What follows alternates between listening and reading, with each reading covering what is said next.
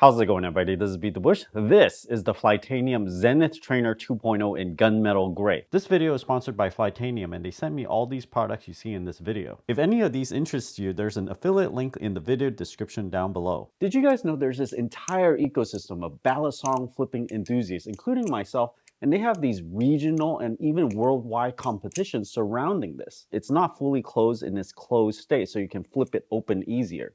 Now, let me show you some simple things that you can do with this. It's in this closed position and you flip it like this and it's open. You flip it again, it's closed. There's a certain practicality to this because if you flip it open, you can use the knife, cut whatever you need with it, and then flip it back closed and it's closed. Next is this butterfly. You flip it open so that it looks like a T, and I like to put my index finger right here to push it into a helicoptering position like that, and then you close it.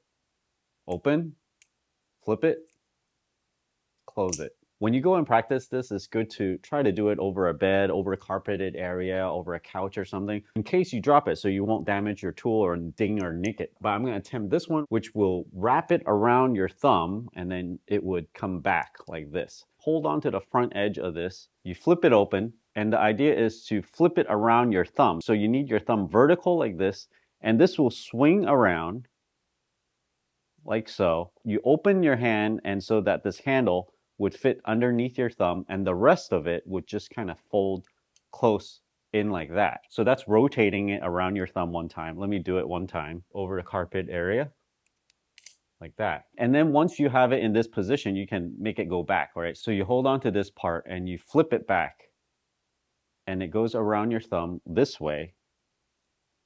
And then now you can hold on to the handle and the rest of this will flip back into your hand and it's back to where it was. And then over the carpet area like that. This is made of 70-75 aluminum. So if you're kind of serious about flipping these things, then you would start buying these metal ones. Flytanium also sent me this plastic version. It's weighted. It's called the UFO, Unidentified Flipping Object. When you first start out, and I highly recommend you to buy the cheaper ones first to see if this is a hobby that you want to pursue. But for the cost, it's very interesting that they're able to make it weighted. Other than flipping it open, you can stick your finger in here and sort of twirl it around, stop it, and then you can also just kind of rotate it closed. You can actually keep your finger in here and it's not going to pinch your finger when it closes like this. It has an exact spot for your finger. When you compare these, this is of course much more expensive than these plastic ones. The difference is in the feel of it. When you play with these plastic ones, they feel kind of lightweight. It kind of feels like a toy. But the Zenith Trainer, it feels like an actual pocket knife because those are metal after all. So when you flip these and then maybe one day you want to use an actual pocket knife, then the weight distribution will be similar and it's just more realistic when you're flipping these. Some people would actually use live blades flipping these things, and then if you look at their fingers, it's all cut everywhere. They hurt themselves. At least for me, I don't think I'll ever migrate over to an actual live blade. I'm just gonna use these trainers and just flip them around for fun, right? The bite edge is the edge that is sharp. This is simulating it because this side is sort of more beveled than this edge, which is more rounded. You can kind of tell by looking at it closely. So what you do is you hold on to this thing. This is the dull edge now, right? The Flytanium logo is also here. So if you see it, you're holding it correctly. When I try to do the closing of the blade maneuver, I would flip it this way, right? So if you're holding the right side, this would flip and the dull edge will hit your finger here. So it's not gonna cut me. But if you flip it over like this, right? I'm not holding it correctly now. Sharp edge is here. If I flip it to try to close it, you see the blade now goes into my finger. So that's not a good thing. So you make sure you hold it this way, and then I'm gonna try to close it. I flip it out and close it. So it's kind of doing a move that is not the fastest, but it's the coolest looking.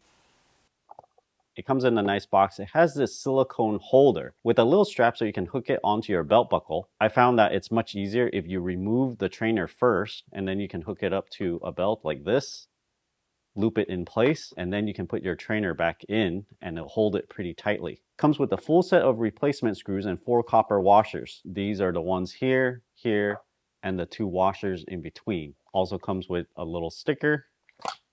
Nothing else in there. The handles are made of 70-75 aluminum, which is twice as hard at 6061 aluminum. The color of the handle I selected is a gunmetal gray. You can choose the color of the blade. I chose stonewash, but it also comes in black. The end over here moves about 1 or 2 millimeters, so very slight play. This side is rounded and this side is sort of beveled. It's not sharp. You can push pretty hard against this and it doesn't really hurt, but you can feel there's an edge to it as opposed to this side, which is completely rounded. Typically in plastic trainers, there might be a little rubber band to indicate which side you should hold on to. The other one is the bite edge, or whichever convention you follow. But for this one, if you're holding it, it's not so obvious when you just look at these edges. This looks pretty much the same from maybe 2-3 feet away. What you can do is look at this Flytanium logo. If you hold on to it like this, you're holding it the correct way.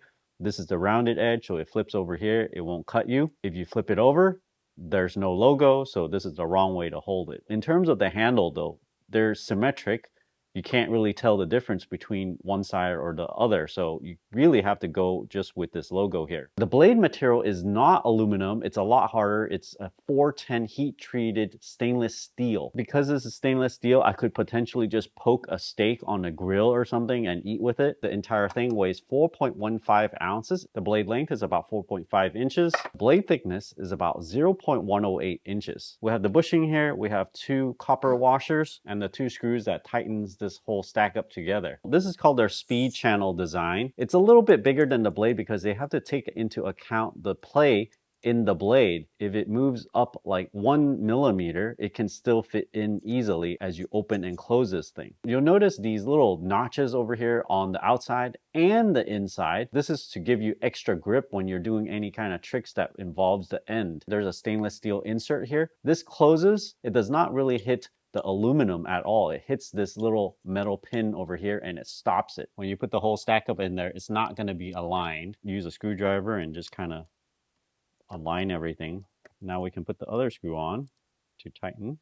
The screws does not affect how tight it is. You're supposed to tighten them all the way, and the tightness is fixed by that extra thickness in that bushing inside. Those nice folks at Flytanium also sent me this blade called the Arcade Light.